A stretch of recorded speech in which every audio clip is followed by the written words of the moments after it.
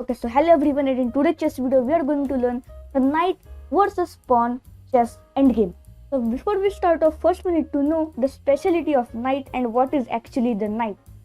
Okay, so the knight is a very short ranged chess piece. Putting it in the center covers more space than putting it on the corner. It can jump over pieces and it can move the full board. So okay, if you try to move the knight the full board, it can probably move, but it will take a lot of moves to reach that. But it will. So you can try to. And as we have learned something about knight, we can get to know that the knight is a very slow range piece and it is best on the center, and it is very bad on the corner because knights on the rim are said to be dim.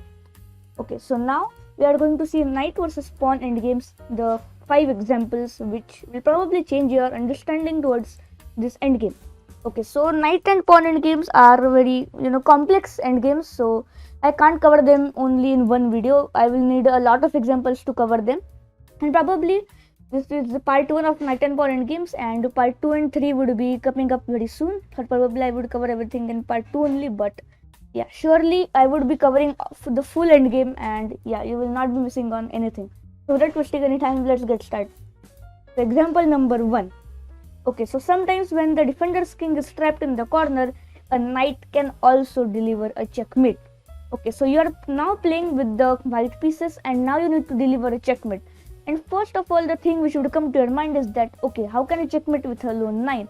With a lone knight, it is simply impossible according to the theory. But yes, sometimes the theory is also proved wrong, like in this example. This is actually not real, but sometimes in very rare cases scenarios, this can also occur. So you also need to know how to do this, and it is also important for your triangulation and opposition technique. So now it is white to play, and you need to figure out the best move continuation for white.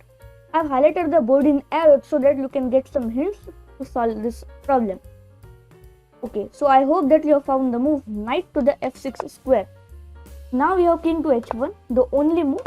We have knight to g4, pawn to g5, and now we go for the waiting move, which is king to f1.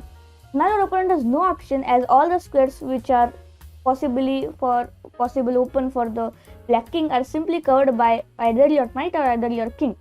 So the only move which black has is pawn to the h2 square.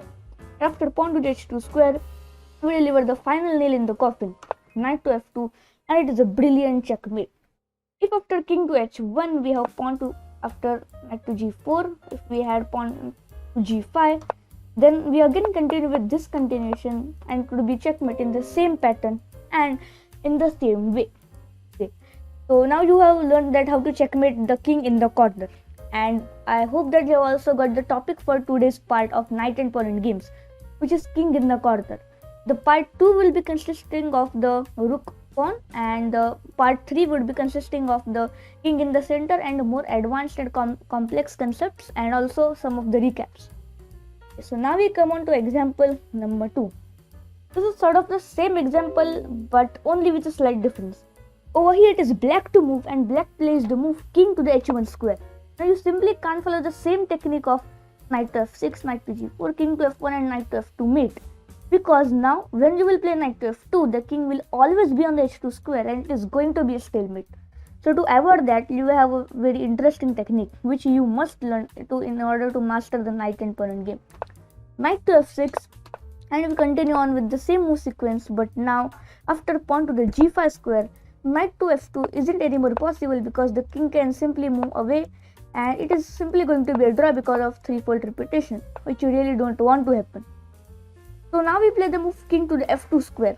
Now our opponent is forced to play the move pawn to h2, but now we are stuck. How can I deliver a checkmate from the f7 square? Well, who said that we have to deliver a checkmate from only the f2 square? We can also do it from the g3 square. Okay, so now there are mainly two options to maneuver your knight to the g3 square. First is to go for knight to e3, knight f1 and knight to g3. The second one is knight to f6, which I think is the best. And after the pawn to g4, the only best move. Again, if you take over here, then it's a stalemate because none of the squares are open for the black king to escape. But if knight to the e4 square is played, very cunning technique in order to deliver the mate on the g3 square. After pawn to g3, knight takes on g3 is going to be a stunning checkmate. And knight to g4 anyways leads to a stalemate, so that's not option. So what did we actually did is simply brought this position and waited for opponent's turn in order to get the g3 square like this, and then we easily delivered a checkmate. This technique is called as the waiting move technique or the technique of triangulation. In case you don't know how to use the technique of triangulation and opposition, then you can watch my previous videos by clicking on the I button on this video.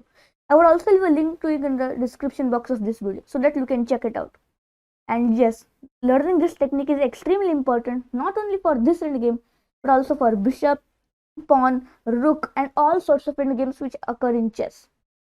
Now we move on to example number 3. Okay, so now you have to play with the black pieces and now you have to predict the result of the game.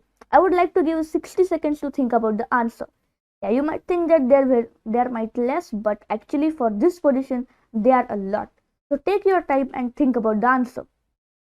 Hoping that you have paused the video, I am going to reveal the answer of this video. Well, even though you have a passed pawn which can be a queen on the next square and it is also supported by a knight, it turns out that this position is actually a clear draw, because you simply can't get your king towards your pawn, and when your king will reach to the h3 or the g3 square, your opponent won't be having any square to escape, and thus making the game a stalemate.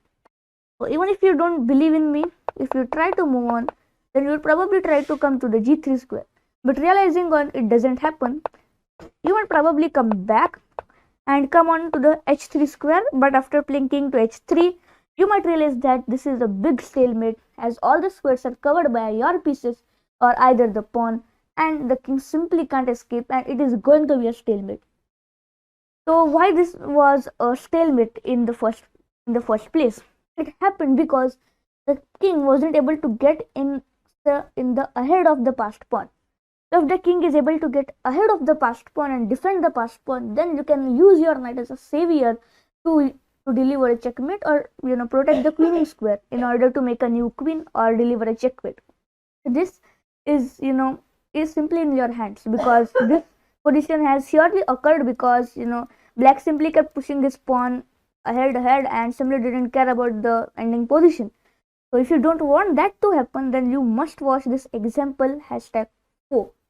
And now in this example, now we have to play with the black pieces and we have to turn this game into a victory. Yes, this is actually not exercise and example, because I'm telling you the theory, and you must know this theory in order to play a knight versus pawn endgame. Okay, so now as explained in example number 3, your king must be ahead of your passed pawn in order to protect it, and your knight should be delivering a checkmate or should be playing the role of conquering the queening square.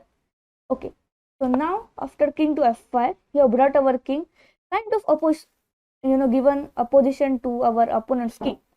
Okay, so now the next step is to bring our king ahead of the pawn. It is not going to be that easy. Okay, so first we try to give some sort of opposition, and now this move simply doesn't work because now the king is able to protect everything. Okay, so now we can simply play a move like this. The king has to come over here. Then you can probably play a move like this. The king has to retreat, and yes, now we can simply get the queening square in our hands, give a check with the knight, and simply promote the pawn to victory.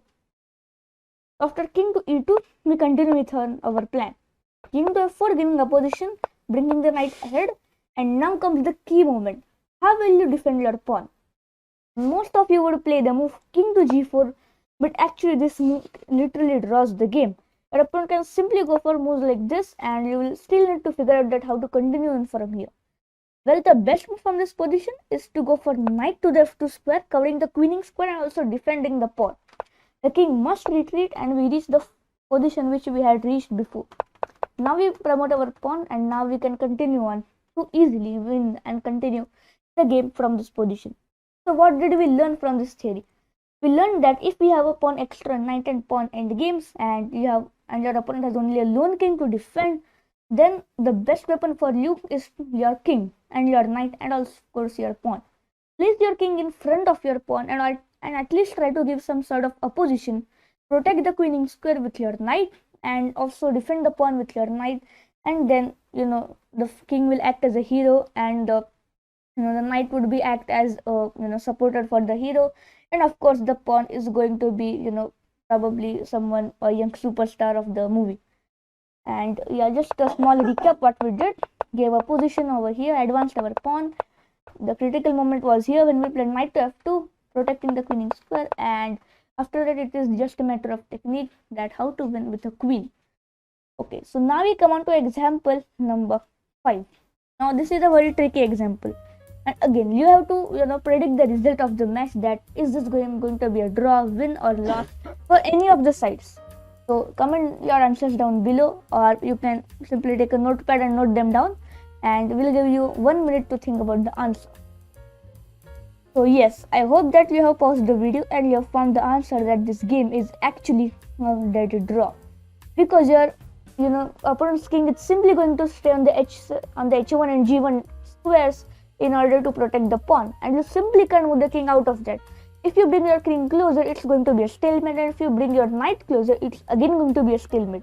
If you sacrifice your knight for the pawn, it is not worth that, because your pawn is too ahead and your king can't come in front of it, as explained before.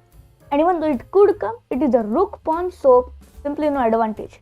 And if you really don't know then that how to play the king and pawn end games, then it is a must for you to know. You can check out my king and pawn end games playlist. I have made a full course of 7 videos, and it will help you a lot in improving your king and pawn end games. So yes. And now if you try to defend it after king to f1 and probably coming over here like this, it is still a draw, and the result is simply irreversible because of the position. Probably if the pawn was over here, then you could have probably won the game, but it's a big complex and very hard concept for you to learn, and we'll be covering it step by step in part 2 and 3, and probably I will also need part 4. So yeah, sorry for that, but only you are going to be benefited for that. And yes guys, so I hope that you have taken something away from this video, and always remember, don't be afraid of entering knight and pawn games. Just remember that you have the perfect position, your perfect technique, and you have watched the perfect video, so that you will never lose or draw a winning game in the knight and pawn endgames. Hoping to see you in the next one very soon. And yes, part 2, part 3 and part 4 are coming up very soon. So till then, stay tuned, have a great day, and as usual, bye. So friends, if you enjoyed this video and have taken something away from it, then be sure to subscribe by clicking on the round button over here. Also, if you want to watch more videos, then 2 videos will be coming on your screen right now. You can click on them or watch more videos from my YouTube channel or from my playlist which I have created. Also, be sure to follow me on YouTube, Atharva Chess Club, only chess @ATS2010. We hope to see you in the next one very soon. Have a great day, bye and take care.